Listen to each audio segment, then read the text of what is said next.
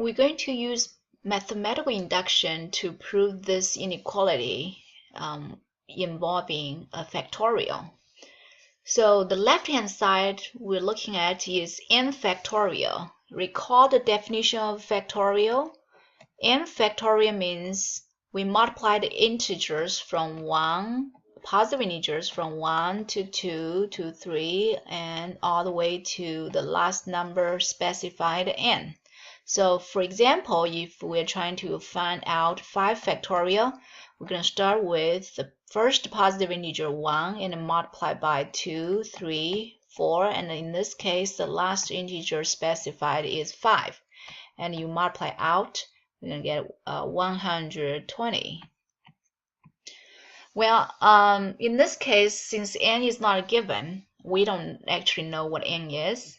And so we all know n factorial is multiplying the integers from 1 to n. And the right-hand side is exponential number, and the base is n, the power is also n. So let's try to do the proof by mathematical induction. So we start with the basis case, n equals 1, and because that's the smallest integer, smallest the positive integer n can take. And so replace the left-hand side with 1. Replace the n with 1, we got 1 factorial. So which means we only multiply 1 to 1, and which is just one number. And the right-hand side, we replace the base with 1 and the power with 1. We get 1 to the first power, that's still 1. That tells us the left-hand side is, so we get 1 factorial is equal to 1 to the first, which means the inequality holds for n equal to 1.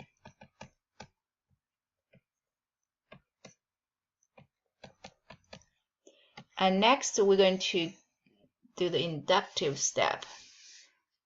As usual, we assume the formula, the inequality holds for n equal to k. In this case, we replace the letter n in the inequality with k. So we're going to get k factorial less than or equal to k to the kth power. And we're going to try to see what we need to prove. So our goal is to prove the inequality holds for n equal to k plus 1. Again, we increase n from k to k plus 1. And we go back to the inequality that we need to prove. We replace the left side n with k plus 1. We replace the right-hand side n, the base n with k plus 1, and the power with k plus 1. So the left-hand side, it's k plus 1 factorial, and right-hand side is k plus 1 to the k plus 1th power. And so we want to prove this. We're not, at this point, we don't know if this is true or not. So we start with what we know that is true. So we know for sure k factorial is less than or equal to k to the kth. And we compare, again, we compare the two left-hand sides, k factorial and k plus 1 factorial. So k factorial, we know the meaning is multiply the numbers from 1 to 2 all the way to k. And k plus 1 factorial means we multiply numbers from 1 to 2 to 3 to k all the way to the last one, which is k plus 1. So as we can see, they have the first k numbers, k integers are exactly the same. The only difference is k plus 1 factorial multiplies one more integer, which is k plus 1.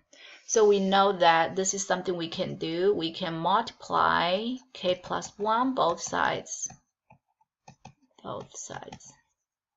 So if we do that, the left-hand side k factorial is multiplied by times k plus 1. Well, multiply k plus 1. I forgot to write k plus 1 here. Multiply both sides by k plus 1. So we put times k plus 1. And the right hand side, we're going to multiply by also the same thing, k plus 1. Okay, again, by the property of inequalities, if we multiply both sides of the inequality by a positive integer, because k plus 1 is positive, and this inequality will still hold. So less than equal to will still be less than or equal to. So now we got matching left-hand side, because k plus 1, k factorial times k plus 1 is exactly k plus 1 factorial, pretty much by the definition. And the right hand side, we need to get k plus 1 in the base and k plus 1 in the power. But what we have so far is k in the base and k in the power. So we're going to try to do some change here. So what I'm going to do is I'm going to increase the base k to, so this base k right here, to k plus 1, and keep everything else. And of course, I'm going to have to use less than or equal to. Actually, it should be strict less than, because k, as we know, k is always smaller than k plus 1. So if k is smaller than k plus 1, when we raise both of them to kth power, k to the kth is going to be still less than k plus 1 to the kth power. And we can multiply both sides by, so we take this and multiply the left side by k plus 1, and the right hand side we keep it and multiply by the same thing, k plus 1. So multiply. And again, it's the property of inequality. If you multiply inequality both sides by a positive integer, it's gonna keep the less than sign or greater than sign. Okay, now we can use the algebra property. When we multiply exponents with the same base k plus 1, we can keep the base k plus 1 and add the powers.